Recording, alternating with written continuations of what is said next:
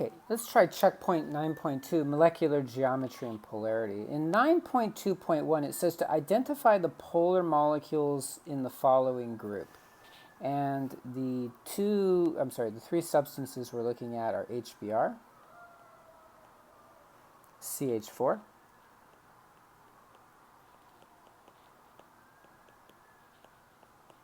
and CS2.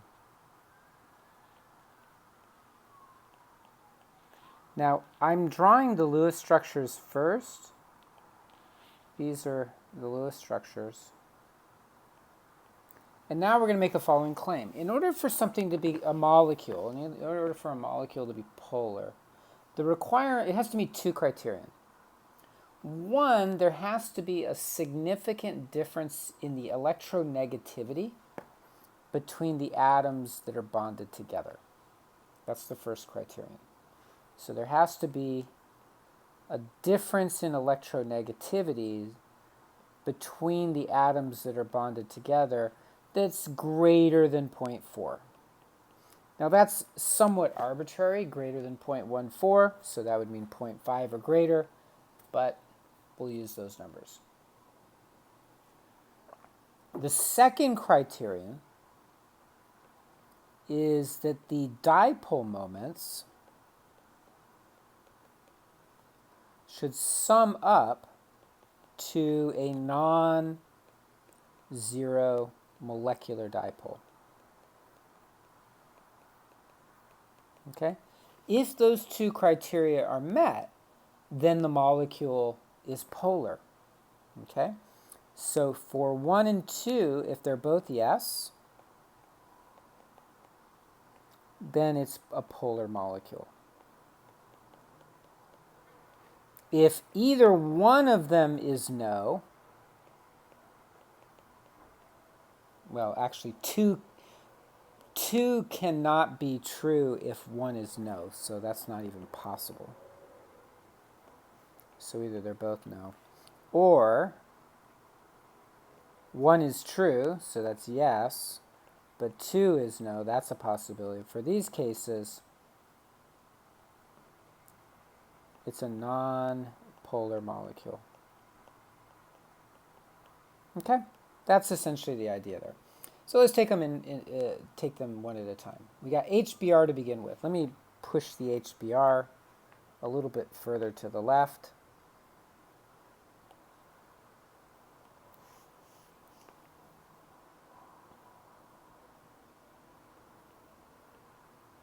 So again, we start with the Lewis structure. Look up electronegativity values. For hydrogen, it's 2.1. For bromine, it's 2.8. The difference in electronegativity is 0.7, right? 2.8 minus 2.1. So definitely criterion 1 is met. So it could be polar. The next thing we do is we look to see whether the dipoles of the bonds in the molecule add up to a non-zero value. Well, there's only one bond. So if you only have one dipole, the molecule is going to be polar based on that one dipole. So if that bond is polar, the molecule is going to be polar in this case. So yes, HBr is definitely polar. That's a simple one. It gets a little more complicated as we look at more complicated structures. So let me just move these aside. Start over. Second one is CH4. So now what I'm going to do is I'm going to go beyond the Lewis structure. I'm going to actually draw the shape of the molecule, because that'll be important here. Okay? CH4 follows the format AB4, or AX4 if you want to use that notation. What does that mean? That means that it's tetrahedral. Okay? So let's do the two rules. The first one is there a major difference in electronegativities? And there's not really. Carbon is 2.1, hydrogen is 2.5. The difference in electronegativity is only 0.4. So there's really, the dipoles are so small for each bond that even if they were additive, it wouldn't be that polar. However, if you add up the dipoles, oops, sorry, I'm drawing them in the wrong direction. The dipoles should be pointing toward the carbon because the carbon atom is the more electronegative element. Remember, when we draw these, we draw the vector toward the more electronegative atom. So what happens is these dipoles are all kind of pointing the opposite directions, so they cancel each other. So even if each of those bonds was somewhat polar, let's say the difference in electronegativity was larger, this would still be nonpolar because the arrangement of tetrahedral is nonpolar. So this would be a no, it's nonpolar. CS2, okay, I'm going to draw the Lewis structure for this one. But now what I'm going to do is I'm going to actually draw the arrangement of the atoms. It's linear, 180 degrees. Now let's do the electronegativities. For sulfur, it's 2.5. For carbon, it's 2.5. There's no difference, right? 0. So it's nonpolar. So this would be a big no. So out of the three, the only one that's polar is the HBr. That's the only one that's polar. Okay. Now let's try the second one, 9.2.2.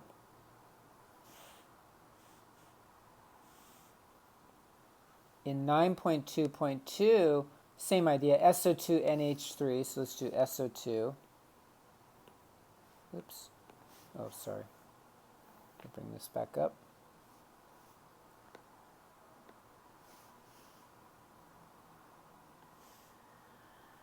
So we got SO2 first. So let's try that one. The Lewis structure looks something like this.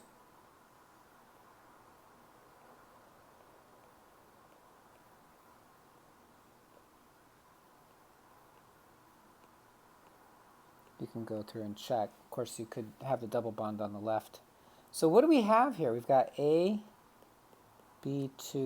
right? AB2E. Okay. That's an interesting arrangement. AB2E is actually bent, just like AB2E2, but the angle is a little bit larger. So let's look at electronegativity difference. So rule 1, this is 3.5. This is 2.5. So there is a significant difference, right? The difference in electronegativity is 1.0. So it meets criterion 1. The bonds themselves are polar. Now it's just an issue of the orientation. So here's what happens. It's bent. The angle is more than it is in water. Water, it's 104.5. Because there's only one lone pair, the bond is a little wider. So the oxygens are here. But it is essentially bent. And so the dipoles are out in this direction. And so if you take two vectors and they're pointing in those two directions, the net, this is the net coming through here, is this direction. So that is what we would call a non-zero dipole. If you add them together, if you sum these bond dipoles, the molecular dipole is non-zero. There is a molecular dipole. So this one would be, yes, it would be polar. Okay, so SO2 is polar.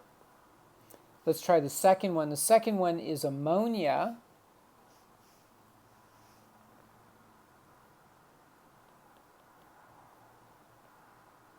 And for this one, I'm actually going to go ahead and draw out not just the Lewis structure, but the arrangement. Okay, this is called trigonal pyramidal. It's AB2E. There's one lone pair, AB3. One lone pair and 3 surrounding atoms, so that's AB3E, okay? So what happens then is, let's look at the electronegativity difference. Hydrogen is 2.1, nitrogen is 3.0. Okay, well, there's a difference in electronegativity. It's 0.9, so it meets criterion 1. Now it's just an issue of how do these add up. And it turns out that for the trigonal pyramidal, the dipoles, again, they're pointing toward the more electronegative atom. When you push them into, when you add them in those three directions, so if you have one coming up this way, one coming up this way, and then the other one coming up this way, you get a net dipole. So these add up to an overall dipole. So yes, it meets criterion 1 and criterion 2. It is polar. The last one is XeF2. Now that's a little tricky. Let's come over here. XeF2 is a little tricky because it has a noble gas, and we generally don't think of the noble gases as having electronegativity values. But let's at least draw the Lewis structure, and then we'll go back and look at the electronegativity value. So the xenon has 8 electrons. So when you draw the Lewis structure, fluorine has 7 valence electrons, so it shares 1 electron with the xenon to give it 8. A highly electronegative atom. Fluorine is almost, there's not many elements that can react with xenon, but fluorine can. It's the most electronegative atom in the periodic table. It's very reactive, okay? So we've used 2 electrons from the xenon. That means we still have 6.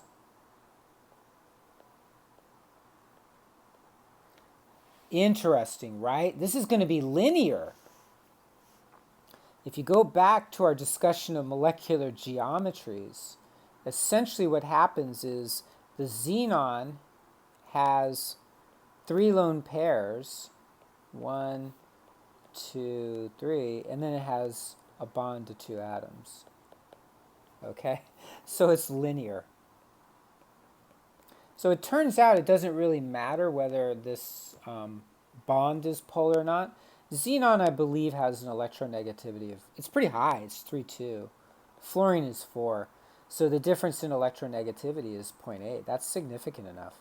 But again, what happens is you have the xenon, I'll just draw the shape of the molecule this way. One dipole is in this direction. The other one is in the opposite direction. So when you add the 2 of them together, you get 0.